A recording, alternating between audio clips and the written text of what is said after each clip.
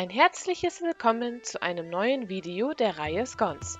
Heute gibt es Pumpkin Scones. Ich liebe ja alles, was mit Kürbis zu tun hat, insbesondere Kürbisbrot.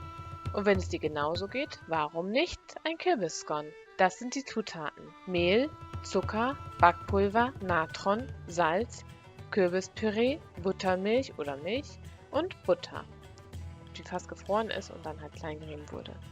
Zunächst wird die Hälfte des Mehls durch ein Sieb gegeben und auch das Backpulver durchgegeben, Natron und Salz zugefügt und den Rest des Mehls drüber gegeben. Nun wird der Zucker hinzugefügt und auch untergerührt und die klein geriebene Butter hinzugefügt und vorsichtig mit dem Mehl verrührt, damit sich die einzelnen Butterstückchen schon einmal lösen und sich gut in dem Mehl verteilen. Nun kommt der Kartoffelstampfer zum Einsatz, der die ganze Butter dann sehr gut mit dem Mehl schon mal verbindet. Wird immer wieder gedreht und gedrückt. Es kann zwischendurch auch mal die Hände dazu genommen werden. Zwischen den Fingern wird die Butter mit dem Mehl verrieben. Die Finger sollten allerdings möglichst kalt sein und es sollte auch nicht so viel mit den Händen gearbeitet werden. Jetzt kommt wieder der Kartoffelstampfer zum Einsatz. Und so sollte das aussehen. Das Mehl ist gut mit der Butter verbunden. Das ist das Kürbispüree. Das wird jetzt mit der Buttermilch schon mal ein bisschen verdünnt. Es kann sein, dass du nicht die ganze Buttermilch benötigst. Deswegen immer ein bisschen übrig lassen und notfalls später noch ein bisschen nachgeben. Selbstgemachtes Kürbispüree aus einem Hokkaido-Kürbis ist sehr zu empfehlen und sehr lecker. Zur Not geht allerdings ja auch ein Kürbispüree aus der Dose.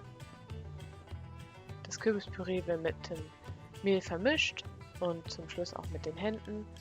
Und es muss auch keine Buttermilch mehr dazugegeben werden. Der Teig ist nass genug. Der wird nun auf eine bemehlte Arbeitsfläche gegeben und nicht geknetet, sondern gefaltet. Dadurch entsteht dann ein zusammenhängender Teig, der ausgerollt werden kann.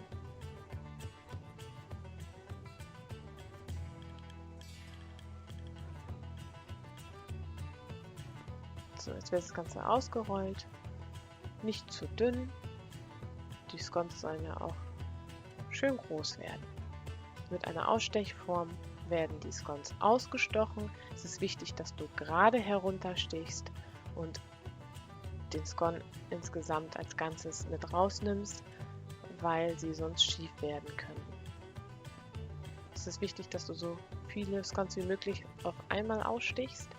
Beim zweiten Mal ausstechen klappt das Ganze nicht mehr ganz so gut. Die Scones gehen nicht so ganz so gerade auf. Das sind die fertigen ausgestochenen Scones. Die werden jetzt mit Buttermilch bestrichen und kommen bei 220 Grad Ober- und Unterhitze in den Backofen. So sehen die fertigen Scones aus, so sahen die vorher aus und so hinterher. Sie sind also richtig gut aufgegangen. Man kann sie auch mit Gewürzen zubereiten, aber das erkläre ich in einem nächsten Video. Nun erstmal guten Appetit, bis zum nächsten Mal.